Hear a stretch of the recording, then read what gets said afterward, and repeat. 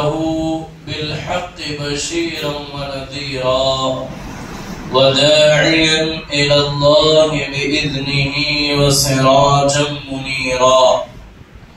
أما بعد، فقد قال الله تبارك وتعالى في القرآن المجيد والفرقان الحميد: فأعوذ بالله من الشيطان الرجيم. بسم الله الرحمن الرحيم. ألا إن أولياءه إلا المتقون. قال النبي صلى الله عليه وآله وسلم: الكرامة فوق الاستقامة.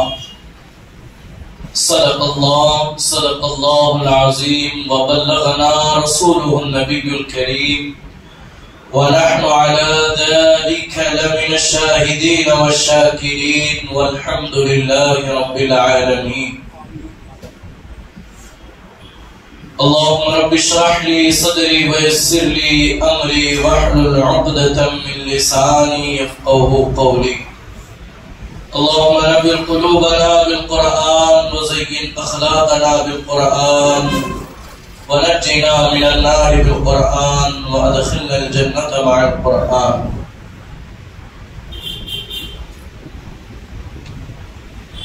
اللہ اللہ کیے جانے سے نہ اللہ ملے، اللہ اللہ کیے جانے سے نہ اللہ ملے. اللہ والے ہیں جو اللہ سے ملا دیتے ہیں، اللہ والے ہیں جو اللہ سے ملا دیتے ہیں. نگاہ ولی میں وہ تاثیر دیکھی، بدلتی ہزاروں کی تقدیر دیکھی. معزز و محترم و محتشم بزرگوں، دوستوں، ہم عمر نوجوان ساتھیوں، عزیز پیارے بچوں، السلام علیکم ورحمۃ اللہ وبرکاتہ. بحمد تعالی و بکرم مصطفیٰ صلی اللہ علیہ وآلہ وسلم پھر سے ایک مرتبہ میں اور آپ جمعہ کریم کی سعادت حاصل کر رہے ہیں. اللہ کریم اس کی برکتوں، رحمتوں، عنایتوں سے مجھے اور آپ کو مالا مال فرمائے. خطبہ مسنونہ میں میں نے جس آیہ کریمہ کی تلاوت کی، اس کی روشنی میں اہم موضوع کا انتخاب کیا گیا. کرامات اولیاء اور ان کے منکرین پر تھوڑی سی تحقیق پیش کی جائے. کرامات اولیاء کی تحقیق اور منکرین کو جواب. تو میں اللہ کریم کے حضور دعا گو ہوں کہ مولا تبارک و تعالی مجھے حق بولنے، آپ کو حق سننے، اس پر عمل کرنے کی توفیق عطا فرمائے. اس سے قبل ہم اور آپ مل کر اپنی اور ساری کائنات کے مرکز عقیدت انیس بے کساں چار ساز درد مندہ حضور احمد مجتبی محمد مصطفیٰ ارواحنا روح فدا صلی اللہ علیہ وآلہ وسلم کی بارگاہ پرانور میں عقیدت و محبت کے ساتھ ایک مرتبہ بآواز بلند درود پاک کا ہدیہ پیش کریں.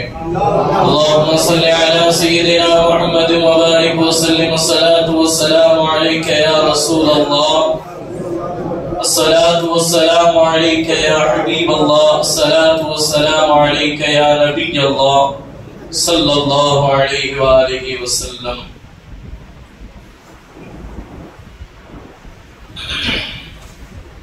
راستے میں سے سائڈ بیٹھو. عزیزان محترم،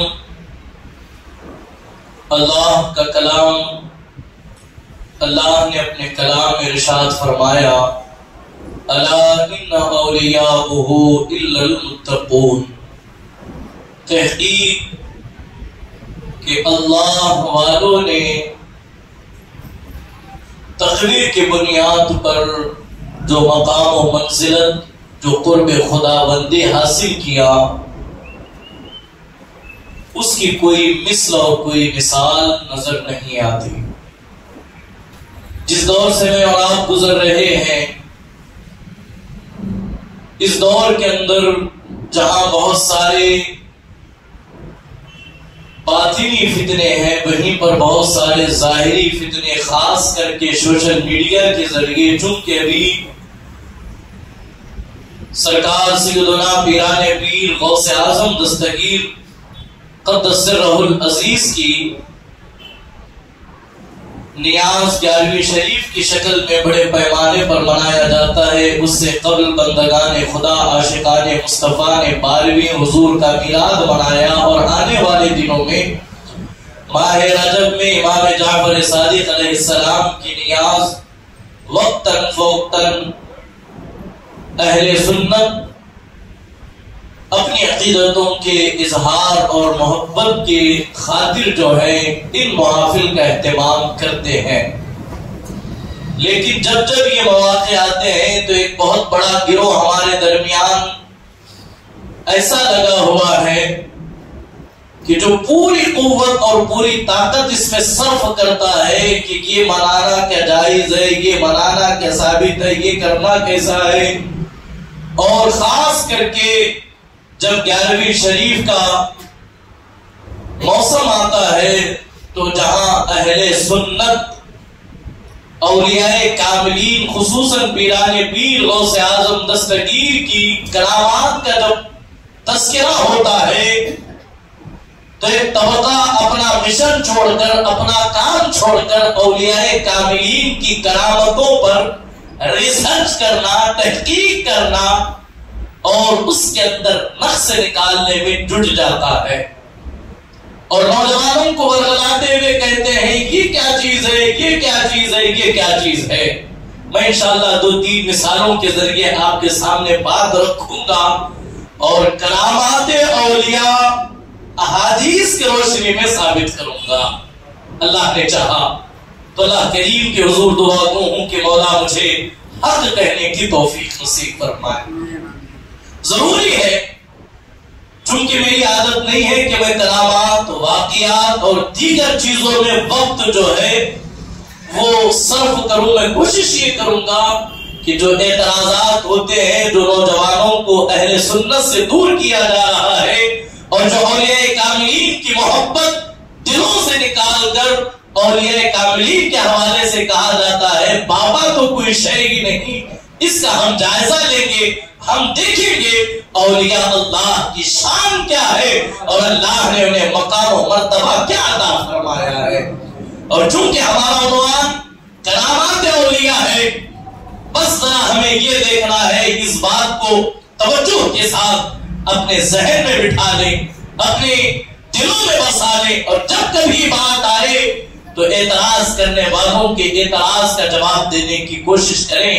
اگر نہ بن سکے تو اہل علم سے رجوع کریں، کیونکہ اللہ کا کلام کہتا ہے فَاسْأَلُوا أَهْلَ الذِّكْرِ إِن كُنتُمْ لَا تَعْلَمُونَ، پوچھو علم والوں سے جو تم نہیں جانتے۔ عزیزان محترم، 4 چیزیں ہیں، آپ انہیں پہلے ذہن نشین کر لیں۔ میں آج 3 چیزوں کا جس کا تعلق مسلمانوں سے، اسلام سے، قرآن و حدیث سے، وہ پہلے آپ ذہن نشین کر لیں۔ اللہ تبارک و تعالیٰ کا نظام ہے کہ وقتاً فوقتاً بندوں کی رہنمائی کے لیے، رہبری کے لیے، انہیں سیدھی راہ دکھلانے کے لیے، انہیں حیرت زدہ کرنے کے لیے، انہیں تعجب میں اور انہیں حیران کر دینے کے لیے ایسے واقعات رونما کرتا ہے اللہ اپنی قدرت کاملہ سے کہ انسان دیکھ کر کے تعجب کی جو ہے وہ سمندروں میں گوتا زن ہو جاتے ہیں، اور وہ کام جو فطرتاً جو عقل کو عاجز کر دے، جس کا ممکن نہ ہو، جو انسان کے بس میں نہ ہو، اس کام کو آپ دیکھیں گے، اور یہ ایسا کام کہ اس کے بعد اس جیسا کوئی دوسرا کرے، یہ اللہ کی مرضی کے بغیر ممکن نہیں ہے۔ اب آپ دیکھیں، ایک فطرت ہے، ایک قانون ہے، ایک دستور ہے۔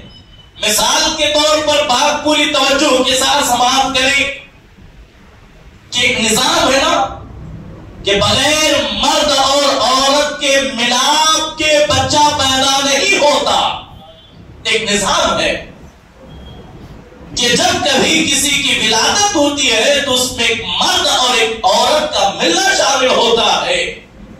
جب یہی قدرت کرنا چاہے اللہ تبارک و تعالی حضرت آدم علیہ السلام کو ماں کے بغیر بھی اور باپ کے بغیر بھی پیدا کر دیتا ہے. تو اسی کو کہتے ہیں قدرت خدا بندی. پہلی چیز قدرت خدا بندی، اللہ کی قدرت، اللہ کی طاقت، اللہ کی شان بے نیازی. اور اللہ کا کلام کہتا ہے ان اللہ علی کل شیء قدیر، بے شک اللہ ہر چیز پر قدرت رکھتا ہے.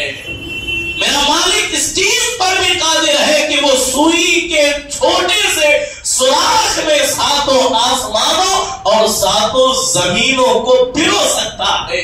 یہ اللہ کی قدرت ہے. اب ایک ہے قدرت جو چیز اللہ کی طرف سے بندوں کو نظر آئے اسے قدرت کہتے ہیں. وہی چیز نبی کے ذریعے سے رونما ہو، نبی کے ذریعے سے مارکہ وجود میں آئے لوگوں کو دیکھنا نصیب ہو تو اسے کہتے ہیں معجزہ. اسے کہتے ہیں معجزہ. بات ہے تشریف رکھیں. اب آپ دیکھیں مثال کے طور پر لکڑی کو سانپ میں تبدیل کرنا یہ کسی انسان کے بس کی بات نہیں ہے.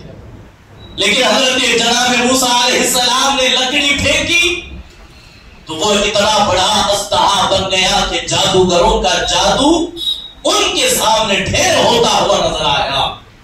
اسی طریقے سے اب آپ آگے بڑھیں. حضور علیہ السلام کو سے مطالبہ کیا گیا، آپ نبی ہیں، اس وقت 14ویں کا چاند افق پر پورے شباب کے ساتھ چمک رہا ہے، آپ نبی ہیں، تو ذرا اس چمکتے ہوئے چاند کو دو ٹکڑے کر کے بتائیں تب ہم آپ کو نبی مانیں. یہ کسی انسان کے بس کی بات نہیں. اور اسے عقل جو ہے ماننے کے لیے تیار نہیں کہ جو زمین سے کئی گنا زیادہ بڑا جو چاند ہے اسے توڑا جا سکے، اور وہ بھی زمین پر کھڑے رہ کر بغیر کسی ہتھیار کے. تو اللہ نے مصطفیٰ کریم کو یہ کمال عطا فرمایا.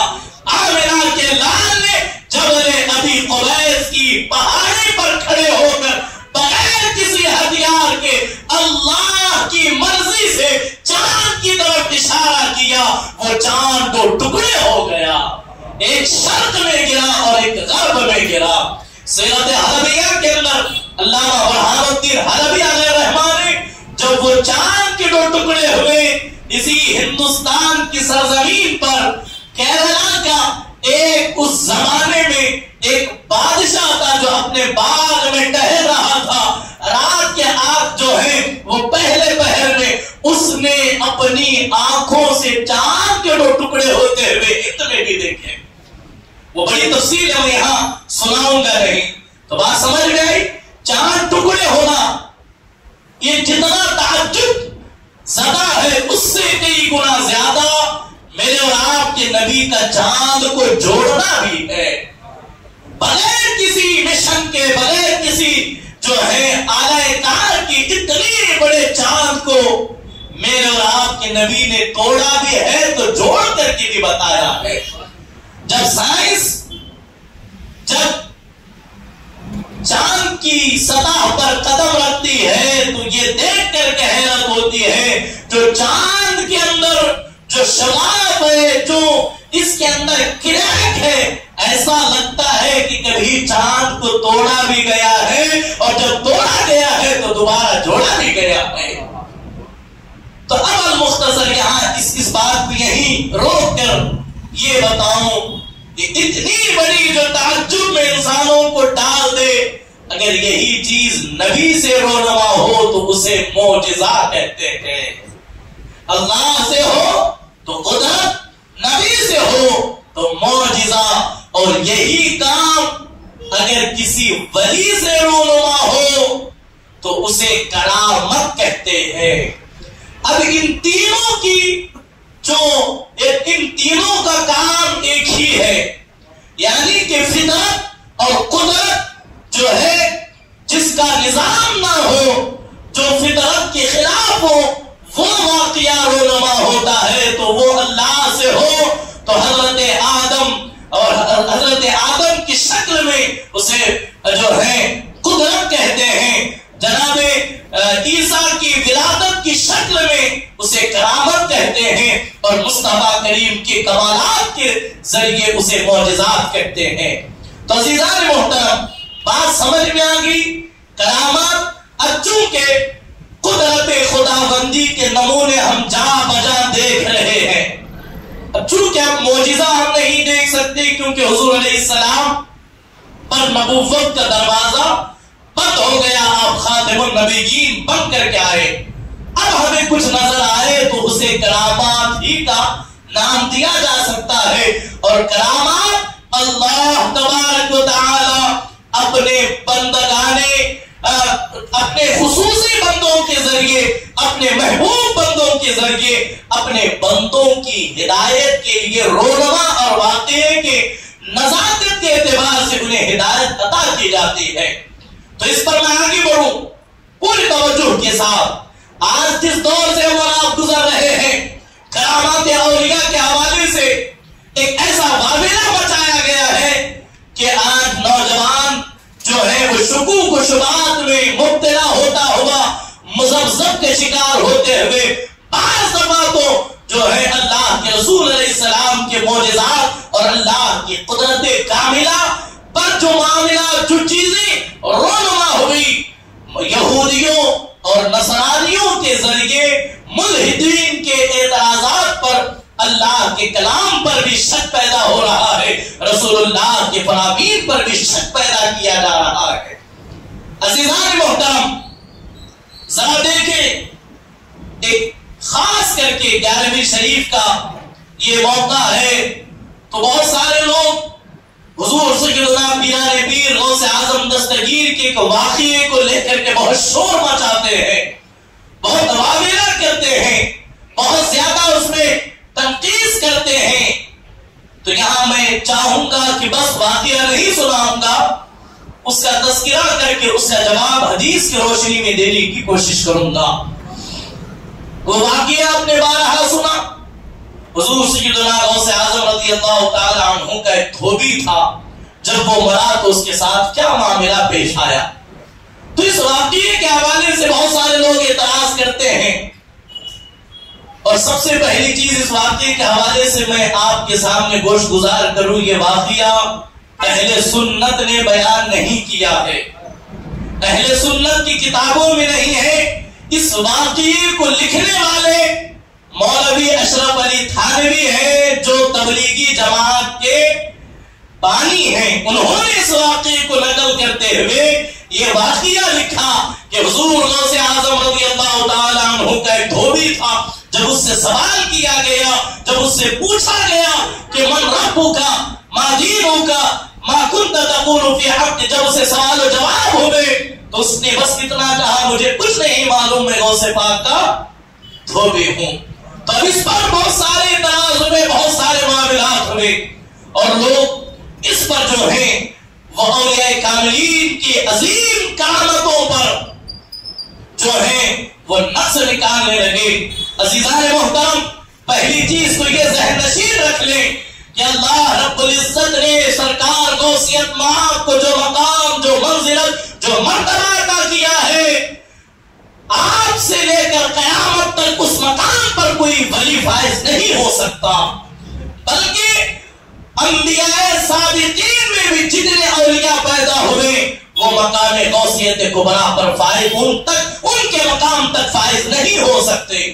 سرکار غوثیت کبریٰ کو اللہ نے سردار اولیاء کا مقام و منصب عطا کیا، اور اہل سنت بڑا محتاط مذہب ہے، اہل سنت ذمہ دار مذہب ہے، ہم کبھی کوئی غیر ذمہ داری اور غیر دلیل کے بات نہیں کرتے. بس فرق اتنا ہے کہ وقت کی نزاکت کے پیش نظر بہت ساری دلائل چھوڑ کر اصل بات کہہ کر کے آگے بڑھ جاتے ہیں.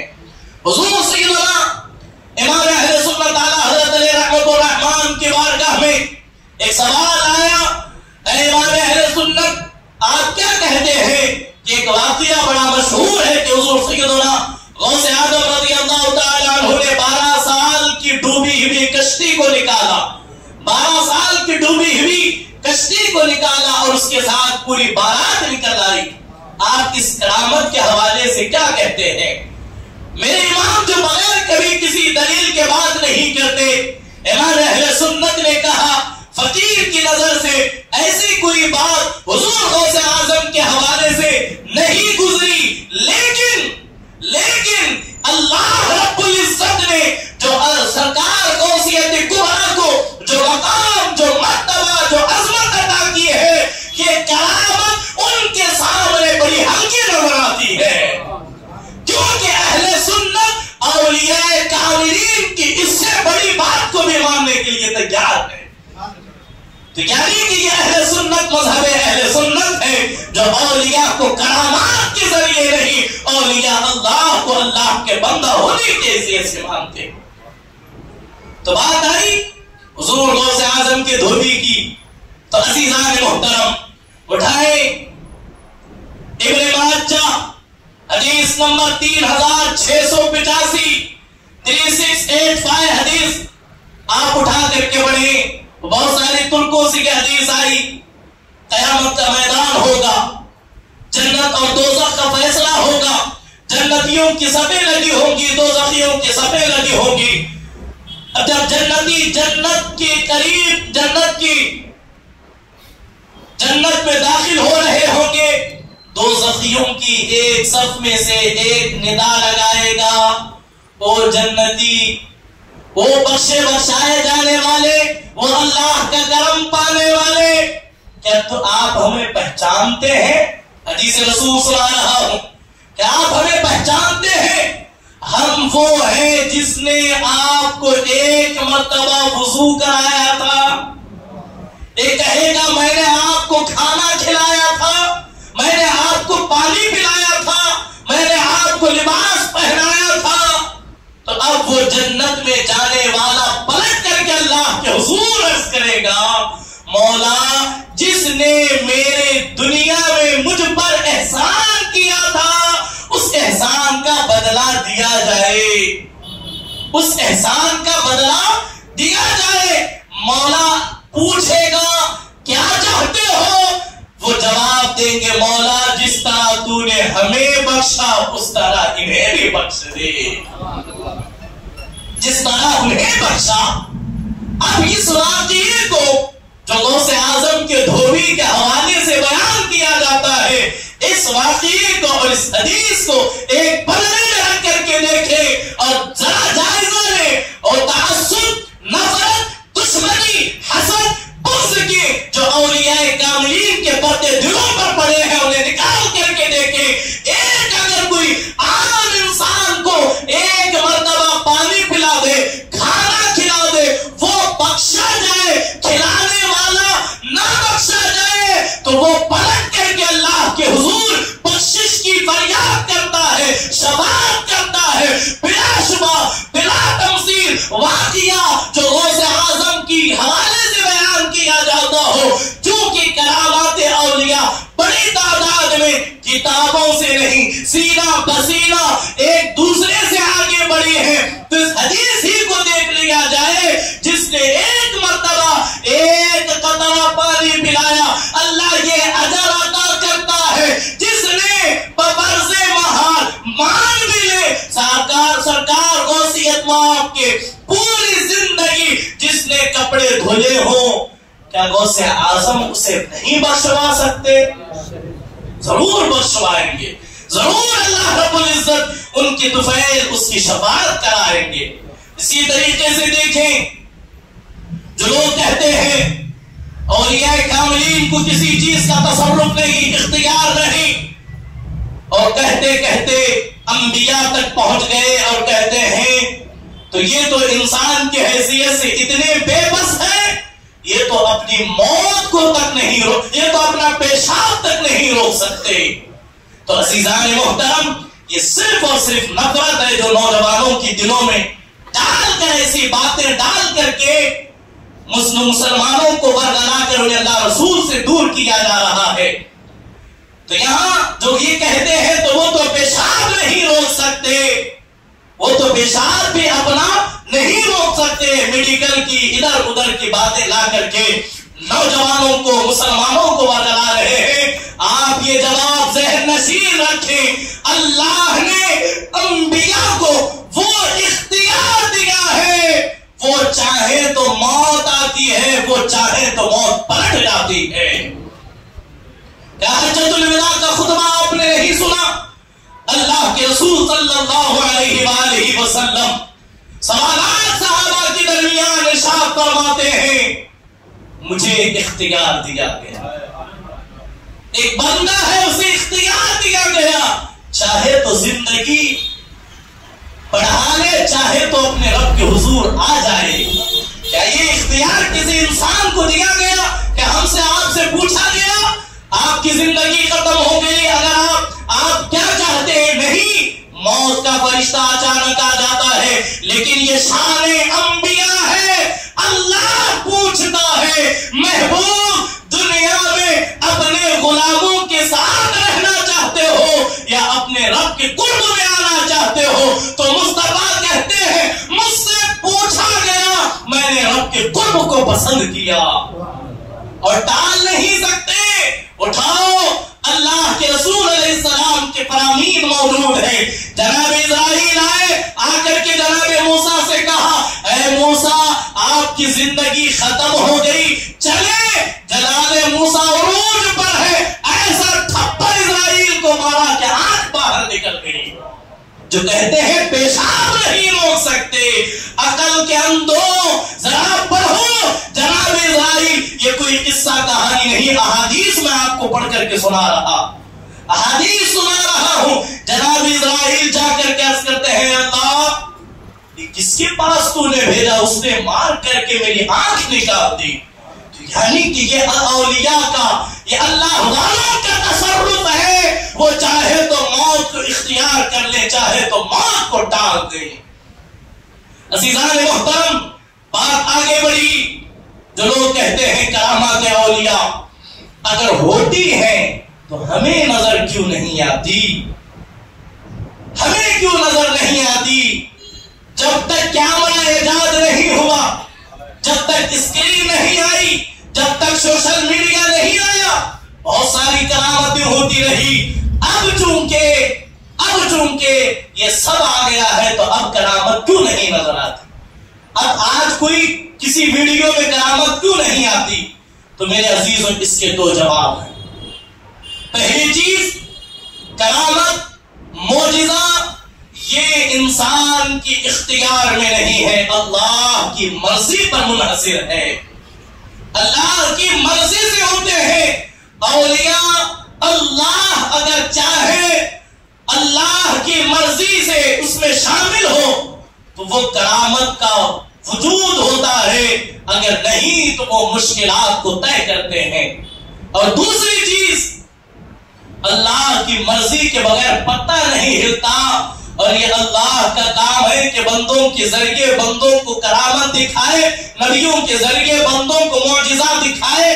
اگر کوئی اللہ کو آزمانے کے لیے کچھ دیکھنا چاہے تو وہ دیکھنا ممکن نہیں ہے۔ مولانا جلال الدین رومی نے اپنی مثنوی میں بڑی اچھی بات نقل کی۔ ابلیس جناب عیسیٰ کی خدمت میں حاضر ہوا اور آپ سے عرض کرنے لگا، اے اللہ کے نبی جناب عیسیٰ، آپ چونکہ بہت بڑی پہاڑی کے چوٹی پر کھڑے ہیں، آپ یہاں سے چھلانگ لگا دیں، اللہ چاہے گا تو آپ جو ہے انتقال کر جائیں گے، اللہ نہیں چاہے گا تو آپ بچ جائیں گے۔ جناب عیسیٰ نے جو جواب دیا، میرے عزیزوں، وہ آپ کے لیے، میرے لیے رہبری و رہنمائی کے لیے کافی ہے۔ جناب عیسیٰ علیہ السلام فرماتے ہیں، وہ اللہ کا کام ہے کہ وہ بندوں کو آزمائے، وہ بندوں کا کام نہیں کہ وہ اللہ کو آزمائے۔ بندوں کا کام نہیں کہ وہ چھلانگ لگا کر کے دیکھو میرا رب مجھے بچاتا ہے یا نہیں، دیکھو آگ میں کود کر کے جلاتا ہے یا نہیں۔ تو عزیزان محترم، جسے جلانا تھا آگ نے جلا دیا، جسے بچانا تھا آگ میں بھی اسے بچا دیا گیا۔ وہ واقعہ حضرت سرکار سید اللہ خواجہ معین الدین اجمیری رضی اللہ تعالی عنہ، ہماری گردنوں کے مالک مولا غریب نواز نے ایک آگ کے پجاری کے ساتھ ایک مناظرہ ہوا، بحث کر رہی ہے، ڈیبیٹ کر رہی ہے۔ غریب نواز کہتے ہیں آپ آگ کی پوجا کیوں کرتے ہیں؟ وہ کہتے ہیں اس لیے کہ آگ دیوتا ہے، اگنی دیوتا ہے، یہ ہمیں محفوظ کرتی ہے، یہ بہت سارے معاملات سے بچاتی ہے۔ تو مولا غریب نواز رضی اللہ تعالیٰ عنہ نے پوچھا کہ اگر کسی کو آگ نہ جلا سکے تو تم آگ کو کیا مانو گے؟ نہیں، آگ ہر ایک کو جلا دے گی، کسی کے بس کی بات نہیں کہ وہ آگ سے بچ سکے، آگ ہر ایک کو جلا دے گی۔ اسی لیے ہم آگ کی پرستش کرتے ہیں کہ آگ ہمیں کل کو نہ جلا سکے، ہم آگ کی خدائی اس لیے مانتے ہیں کہ آگ ہمیں نہ جلا سکے۔ مولا غریب نواز نے اپنی جوتیاں نکالی اور نکال کر کے کہا یہ آگ اللہ کی مرضی سے نہ نفع، اللہ کی مرضی کے بغیر نہ نفع دے سکتی ہے نہ فائدہ دے سکتی ہے، یہ کہہ کر کے جوتیاں ڈال دی آگ میں، جوتیاں آگ میں ڈال دی۔ اب آپ اور ہمارا تصور یہی ہے کہ جیسے ہی آگ میں گئی آگ نے جلا دیا ہوگا۔ جب جوتیاں آگ میں ڈالی تو کیا دیکھا کہ جوتیاں آگ کو نہیں جلا رہی ہے۔ تو حضرت سید اللہ خواجہ غریب نواز نے اپنے خادم سے کہا جاؤ آگ میں چلتے ہوئے ان جوتیوں کو لے کر کے آؤ۔ تو وہ خادم اترا اور اتر کر کے اس نے حضرت غریب نواز کی جوتیاں نکال کر کے لائی، نہ جوتیاں جلی ہیں نہ ہی وہ خادم کا بال بھی جلا ہے۔ یہ کرامت ہے، اس کا انکار ہو رہا ہے، یہ کیسے ممکن؟ اگر یہ ایسا ہے تو آگ جلاؤ، جلا کر کے ذرا ہاتھ ڈالو اور ڈال کر کے بتاؤ جلاتی ہے یا نہیں۔ عقل کے اندے اگر تو کرامت کا انکار کر رہا ہے تو پھر تجھے اللہ کے کلام پر بھی بات کرنی ہوگی۔ چونکہ جناب ابراہیم خلیل اللہ کو جب آگ میں پھینکا گیا ہے تو پھر جناب خلیل جلے کیوں نہیں؟ آگ سب کو جلاتی ہے۔ تو عزیزان محترم، ایسے اعتراض کر کے، ایسے معاملات، ایسے سوالات اٹھا کر کے اولیاء کاملین سے، اللہ والوں سے، بلکہ اللہ کی قدرت کی جو نظارے ہیں ان سے بھی لوگوں کو دور کیا جا رہا ہے۔ اللہ کی مرضی کے بغیر، اللہ کی مرضی کے بغیر کسی چیز میں اختیار نہیں کہ وہ چل سکے، وہ کسی کو نقصان دے سکے۔ اب یہاں پر دیکھیں بخاری شریف حدیث نمبر 7439 ہے، اولیاء کاملین ہمیشہ حق پر رہنے والے، حق کی آواز اٹھانے والے، حق کی مانگ کرنے والے، قیامت میں جنتی دوزخی، جنتی جنت میں، دوزخی دوزخ میں، اولیاء کاملین وہاں بھی چپ نہیں رہنے والے، وہاں بھی اللہ سے مانگ کریں گے مولا ہمارے ساتھ کچھ نمازیں پڑھنے والے تھے، ہمارے ساتھ کچھ ذکر کرنے والے تھے، ہمارے ساتھ کچھ کھانے پینے والے تھے، مولا وہ اپنے گناہوں کے سبب انہیں جہنم کے حوالے کر دیا گیا ہے۔ اے اللہ ہم چاہتے ہیں کہ تو انہیں بخش دے، انہیں درگزر کر دے۔ تو اب حدیث رسول کا مفہوم ہے، بخاری شریف اور کئی احادیث ہیں، اللہ کے رسول علیہ السلام فرماتے ہیں اولیاء کو حکم ہوگا جہنم کا دورہ کرو، جہنم کا دورہ کرو، وہ جہنم کی آگ میں بھی محفوظ رہیں گے۔ حضور فرماتے ہیں وہ 3 مرتبہ جہنم کا دورہ کریں گے، 3 مرتبہ کہا گیا۔ پہلی مرتبہ انہیں جہنم سے اٹھا کر کے لائیں گے جن کے دلوں میں 1 درہم کے برابر ایمان ہوگا۔ دوسری مرتبہ انہیں لائیں گے جن کے دلوں میں آدھا درہم ایمان ہوگا، اور تیسری دفعہ انہیں جہنم سے نکالا جائے گا جن کے دلوں میں رائی کے برابر ایمان ہوگا۔ تو عزیزان محترم، یہ آگ ہے جو اللہ کی مرضی سے چلتی ہے۔ آگ میری اور آپ کی مرضی سے نہیں چلتی، میری اور آپ کی مرضی اللہ کے فیصلے پر منحصر ہے۔ تو لہذا اولیاء کاملین کی کرامات ہوں، اولیاء کاملین کے معاملات ہوں، تو یہ ساری چیزوں سے ہمیں احترام کرنا چاہیے۔ اور جو اعتراض ہوتا ہے آج کرامت کیوں نہیں نظر آتی، تو اس کی وجہ یہ ہے آج وہ ہمارا ایمان نہیں رہا، آج ہمارے اندر وہ جذبہ روحانیت نہیں رہا، آج ہمارے اندر وہ تقوی نہیں رہا، آج ہمارے اندر جو ہے وہ اللہ کا قرب نہیں رہا۔ کرامتیں تو آج بھی وقوع پذیر ہوتی ہیں، لیکن وہ نظریں نہیں ہیں جو کرامتوں کو مشاہدہ کر سکے۔ یہاں بات مکمل سمیٹتے ہوئے ایک واقعہ عرض کر کے بات سمیٹ لوں۔ سرکار سیدنا نظام الدین اولیاء محبوب الہی کا اس ماہ میں اس سے سراپا قدس منایا جاتا ہے۔ آپ کی بارگاہ میں خراج محبت پیش کرتے ہوئے آپ ہی کے قول عرض کروں۔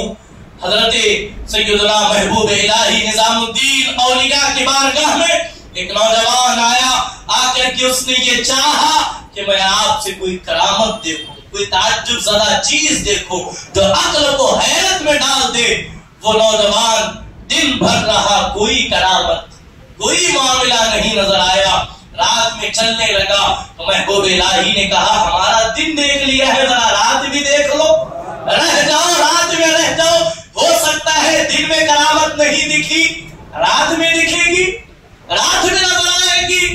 تو وہ رات میں رکا، اس نے کہا بس شرط اتنی ہے، رک جاؤں گا، آپ کے حجرے میں میرا بستر لگے گا، آپ کے مصلے کے بغل میں میرا جو ہے مصلہ لگے گا، تاکہ میں دیکھوں کہ آپ اس مقام پر پہنچے کیسے، وہ کون سی عبادت ہے، وہ کون سی ریاضت ہے جو کر کر کے آپ یہاں پہنچے۔ لیکن حال یہ ہے معمول کے مطابق عشاء پڑھی، کھانا تناول کیا، کچھ ذکر و اذکار کیا، پھر لیٹ گئے۔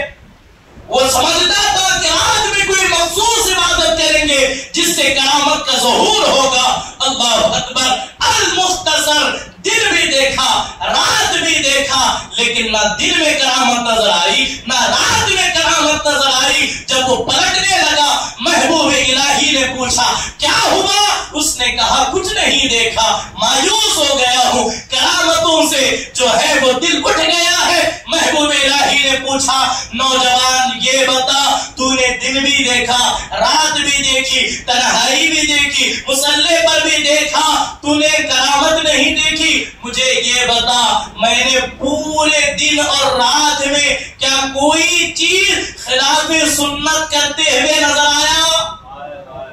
کیا کوئی خلاف سنت میں نے کوئی کام کیا؟ وہ نوجوان نے برجستہ کہا آپ کا ہر قدم سنت رسول کے عین مطابق ہے۔ تو نظام الدین اولیاء بول پڑے نوجوان اگر یہی چیز ہے تو سن لے، اس زمانے میں سنت رسول کی پیروی سے بڑھ کر کوئی کرامت نہیں ہو سکتی۔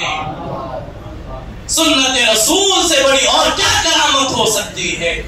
تو عزیزان محترم، یہ اولیاء کاملین کرامت دکھائی نہیں جاتی۔ یہ کوئی پروگرام، یہ کوئی فلم نہیں ہے جو لوگوں کو بلا بلا کر کے دکھائے۔ جب اللہ چاہتا ہے تو کرامت نظر آتی ہے۔ وہ دل، وہ ادب، وہ احترام، وہ عقیدہ پیدا کرے تاکہ ہماری آنکھوں کے اندر وہ نور پیدا ہو جس سے ہم دیکھ سکیں کہ کرامت کسے کہتے ہیں۔ بہت ساری چیزیں میرے ذہن میں تھی، میرے اس میں تحریر میں تھی، لیکن وقت کی جو ہے قلت دامنگیر ہے، اسی پر میں اپنی گفتگو کو سمیٹ لوں اور یہ عرض کروں کرامات اولیاء حق ہے، کرامات اولیاء حق ہے، ان کا ماننا یہ عین ایمان ہے، اور کرامات اولیاء کا انکار کرنا کفر ہے۔